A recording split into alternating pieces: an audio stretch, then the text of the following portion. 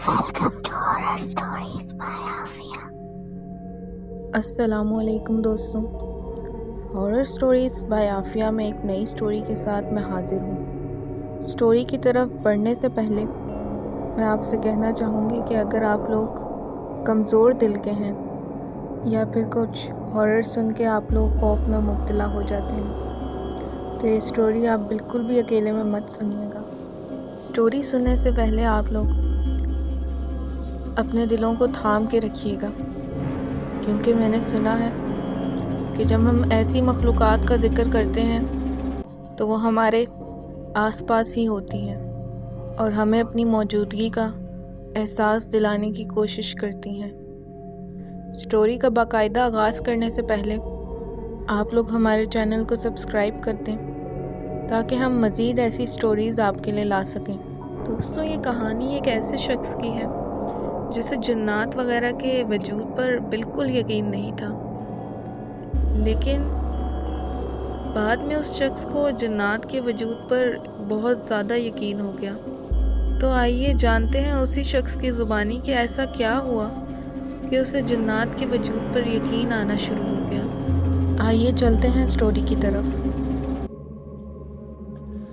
دوستوں، جیسا کہ ہم سب جانتے ہیں، جہاں آج کل بہت سے لوگ بولتے ہیں کہ ہمارے ساتھ یہ خوفناک واقعہ ہوا، وہ خوفناک واقعہ ہوا، لیکن وہیں پر بہت سے لوگ یہ بھی کہتے ہیں کہ یہ سب جھوٹ ہے، ایسا ویسا کچھ نہیں ہوتا اور ایسی چیزیں صرف قصے کہانیوں میں ہی ہوتی ہیں۔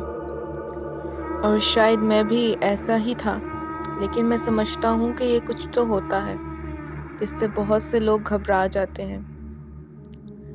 2022 جیسا کہ شروع ہو چکا ہے اور جدید سائنس اور ٹیکنالوجی کا دور ہے، پھر بھی بہت سے لوگ آج بھی کہیں نہ کہیں کسی ڈراؤنے واقعے سے خوفزدہ نظر آتے ہیں۔ اس کی وجہ یہ بھی ہے کہ جیسے ہم لوگ اس دنیا میں موجود ہیں، اسی طرح اور بھی بہت سی مخلوقات اس دنیا میں ہمارے ارد گرد موجود ہیں۔ ان میں سے کچھ تو وہ مخلوقات ہیں جن کو ہم دیکھ سکتے ہیں، جیسا کہ جانور، چرند پرند، کیڑے مکوڑے، سمندری مخلوقات، لیکن کچھ مخلوقات ایسی بھی ہیں جن سے ہم ڈر بھی جاتے ہیں، جیسا کہ جنگلی جانور، شیر، چیتا، بھیڑیا، سانپ، بچھو وغیرہ وغیرہ۔ کیونکہ یہ سب مخلوقات ہم صاف صاف دیکھ سکتے ہیں، لیکن اس دنیا میں بہت سی ایسی بھی مخلوقات ہیں جن کو شاید آج تک ہم نے دیکھا ہی نہیں ہے، پر وہ اس دنیا میں ہمارے ساتھ موجود ہیں، جیسا کہ وہ مخلوق جن کو ہم ہوائی چیزیں کہتے ہیں۔ ان میں جنات، چڑیل، چھلاوا اور بدرو شامل ہے، اور یہ وہ چیزیں ہیں جو کہ زیادہ تر ویران جگہوں پر، خالی پڑے مکانوں میں اور پرانے درختوں پر، گندی جگہوں پر اکثر پائی جاتی ہیں، اور اس جگہ پر 40 دن تک سورج کی روشنی نہ پڑے اور لائٹ نہ جلے تو یہ چیزیں وہاں بسیرا کر لیتی ہیں، کیونکہ ان چیزوں کو ویرانی اور اندھیرا ہی زیادہ پسند ہوتا ہے، تاکہ ان کا کسی بھی انسان سے سامنا نہ ہو، اور جب ہمارا ان سے سامنا ہوتا ہے تو ان کو بھی اتنا ہی برا لگتا ہے جتنا کہ کوئی اگر ہماری جگہ پر قبضہ کرے تو ہمیں برا لگتا ہے۔ اس وجہ سے یہ ہمیں وہاں سے ڈرا کر بھگانے کی کوشش کرتی ہیں تاکہ ہم اس جگہ کو چھوڑ دیں اور وہ اپنا بسیرا قائم رکھیں۔ اور دوستوں، ان میں بہت سی اقسام ہوتی ہیں، جن میں سے کچھ تو انسان کو صرف ڈراتی ہیں اور کچھ ایسی بھی ہیں جو کہ انسان کو نقصان بھی پہنچا دیتی ہیں، اور ایسی چیزیں اکثر ہمیں اکیلے میں ہی ڈراتی ہیں، جیسا کہ ہم جب اکیلے کسی سنسان جگہ سے گزرتے ہیں تو اچانک سے اس جگہ پر کسی خوفناک آواز کے آنے سے ہمارے رونگٹے کھڑے ہو جاتے ہیں، تو اس کا مطلب ہوتا ہے کہ آپ اس چیز کی حدود میں سے گزر رہے ہیں، اور یہ ضروری نہیں کہ وہ جگہ صرف گھر سے باہر ہی ہو، بلکہ یہ جگہ کوئی بھی ہو سکتی ہے، جیسے کہ آپ کا گھر کا کوئی ایسا حصہ جہاں پر آپ رات میں کم ہی جاتے ہیں، سٹور روم، بیسمنٹ، چھت وغیرہ۔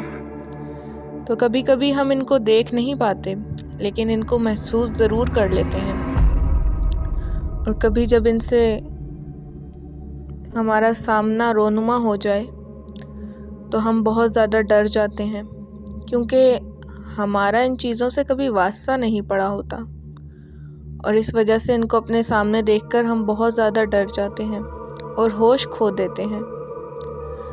تو دوستوں، میرے ساتھ بھی کچھ ایسا ہی ہوا۔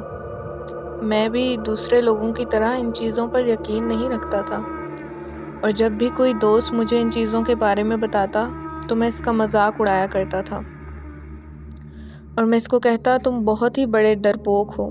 اور پھر ایک بار میں دوستوں کے ساتھ سینما گیا اور 9 سے 12 کا شو دیکھا، اور سب دوست سینما سے باہر نکل آئے، اپنے اپنے گھروں کی طرف چلنے لگے۔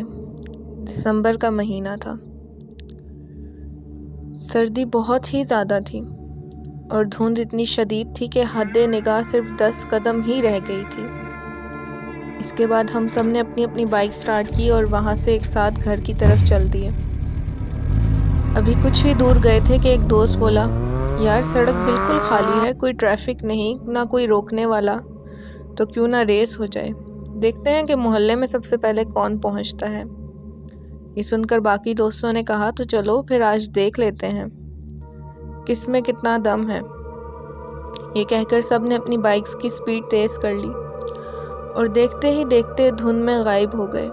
میں نے عام سی جیکٹ پہن رکھی تھی، اور میں نے ہاتھوں میں دستانے بھی نہیں پہنے ہوئے تھے، جس کی وجہ سے مجھے بہت زیادہ ٹھنڈ لگ رہی تھی۔ اس وجہ سے میں نے اپنی بائک کی سپیڈ آہستہ کر لی، کیونکہ میں سردی سے کانپنے لگ گیا تھا۔ میں بہت سلو ہو گیا تھا۔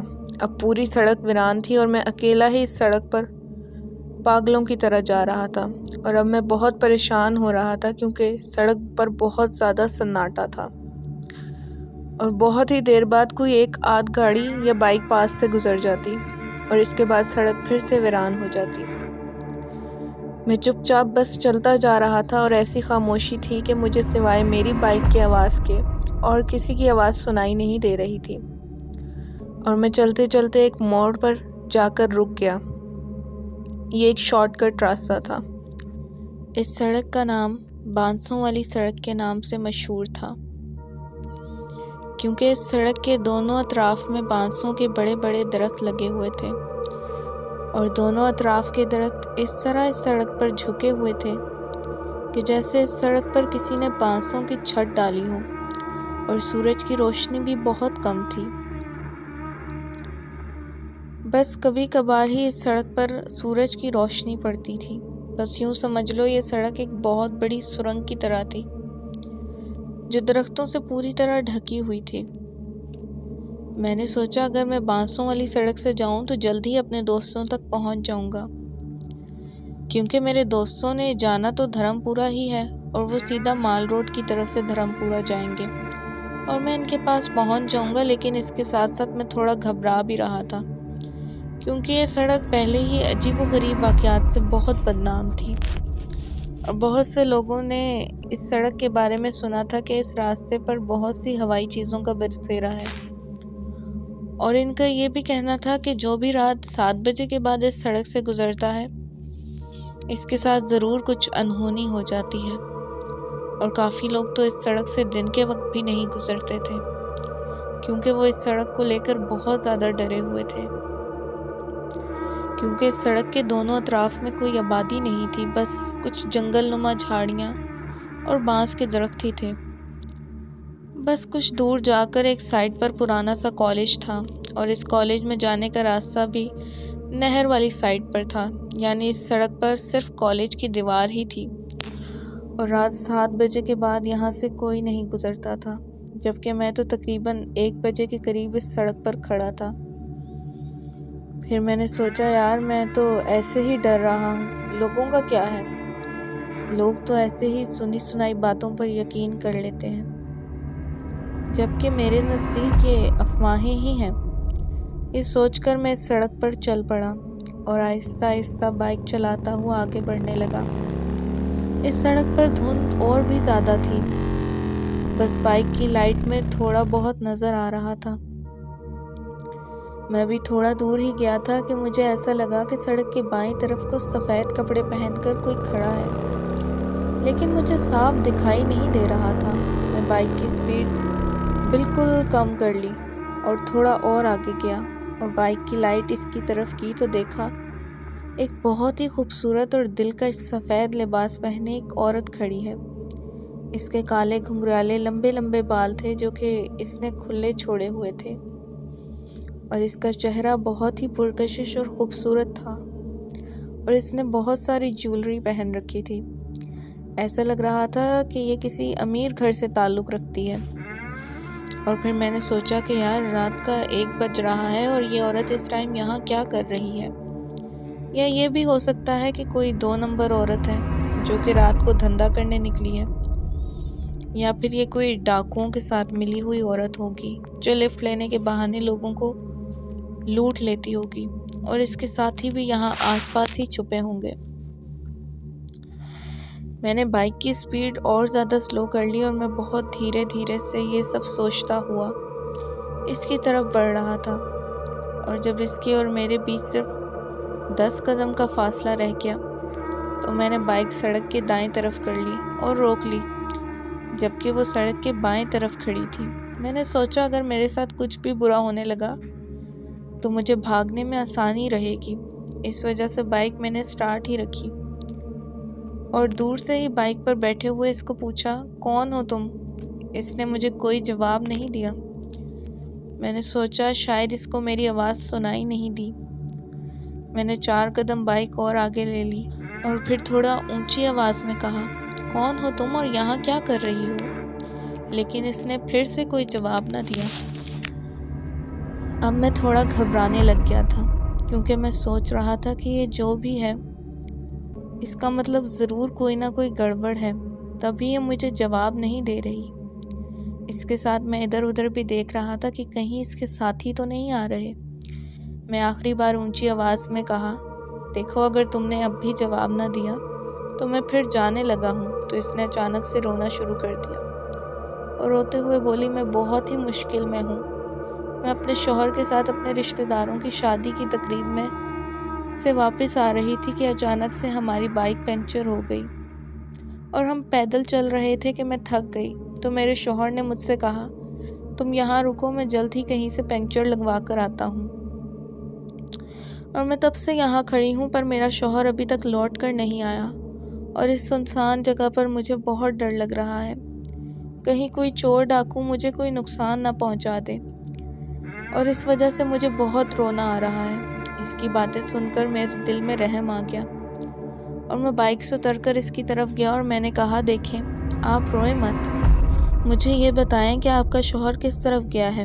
تو اس عورت نے دھرم پورہ کی طرف اشارہ کرتے ہوئے کہا، وہ ادھر کی طرف گئے ہیں۔ تو میں نے اس عورت سے کہا، اگر آپ کو برا نہ لگے تو آپ میرے ساتھ بیٹھ جائیں، میں آپ کو دھرم پورہ اتار دوں گا، پھر آپ ادھر سے اپنے گھر چلی جانا، کیونکہ دھرم پورہ میں اس ٹائم بھی رکشہ وغیرہ مل جائے گا، اور ویسے بھی میں دھرم پورہ ہی جا رہا ہوں۔ اس عورت نے اپنی آنکھوں سے آنسو پوंچھتے ہوئے کہا، آپ کا بہت بہت شکریہ، آپ مجھے بس رکشے تک لے جائیں، آگے میں خود ہی چلی جاؤں گی۔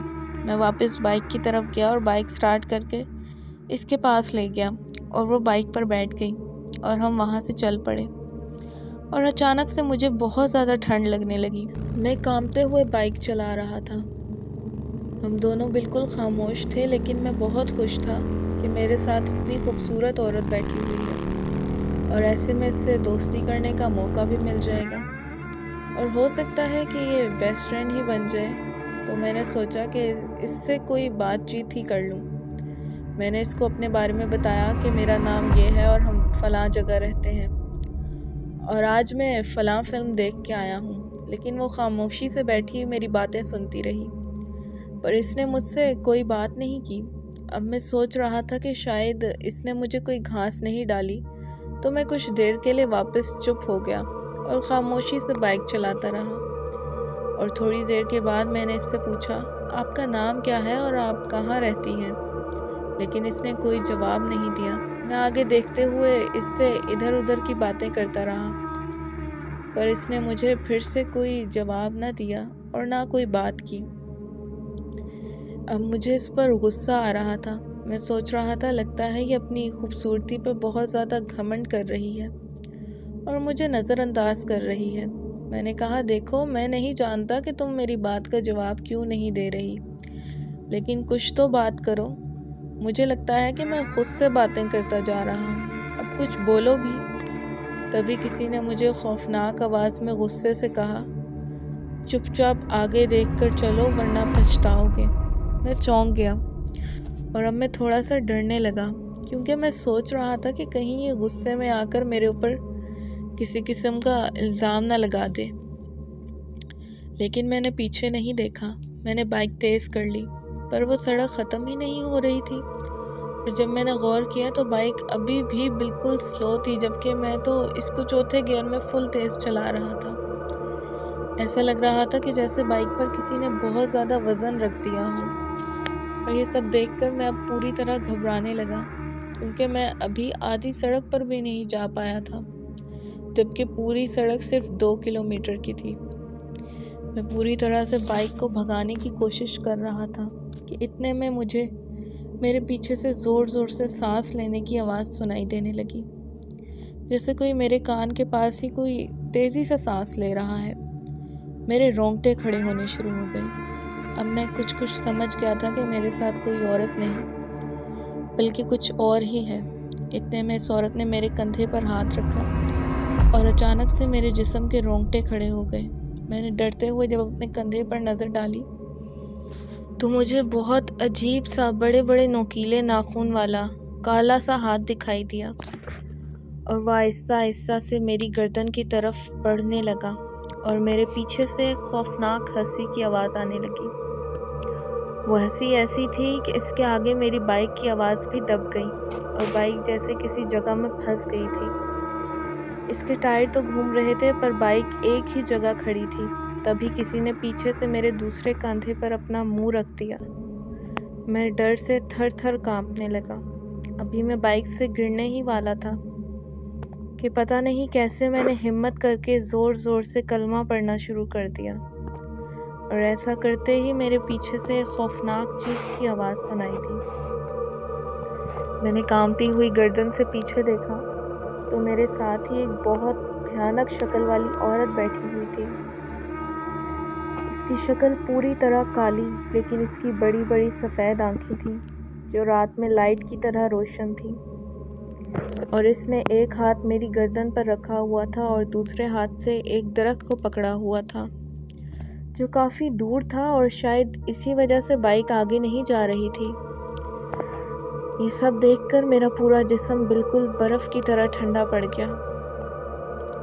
میں اور زیادہ اونچی آواز میں کلمہ پڑھنے لگا، اور اس نے میری گردن کو چھوڑ دیا، اور میں نے جلدی سے کلمہ پڑھتے ہوئے بائک کو پوری طرح ریس دی تو وہ عورت بائک سے نیچے گر گئی، اور اچانک سے بائک فل سپیڈ سے آگے بڑھنے لگی اور بالکل ہلکی ہو گئی۔ میں نے پھر پیچھے مڑ کر نہیں دیکھا، اور 5-6 منٹ میں ہی دھرم پورہ کے چوک میں جا پہنچا اور بنا رکے گھر چلا گیا۔ اب وہ چیز کہاں تک میرے پیچھے بھاگی ہوگی مجھے کچھ نہیں پتا، بس اتنا پتا ہے کہ اس دن مجھے فوراً سے بہت تیز بخار ہو گیا تھا، اور اس دن کے بعد میں نے دوبارہ کسی کا بھی مذاق نہیں بنایا، کیونکہ میں جان چکا ہوں کہ واقعی میں ہوائی چیزیں ہوتی ہیں۔ دوستوں، واقعہ پسند آیا تو کامنٹس کر کے ضرور بتائیے گا، اور ویڈیو کو لائک اور شیئر ضرور کریے گا۔ اللہ پاک آپ کو اور آپ کے تمام گھر والوں کو ایسی بلایات سے محفوظ فرمائے۔ ہارر سٹوریز بائی عافیہ میں فی الحال تک کے لیے اتنا ہی۔ اللہ نے کے بعد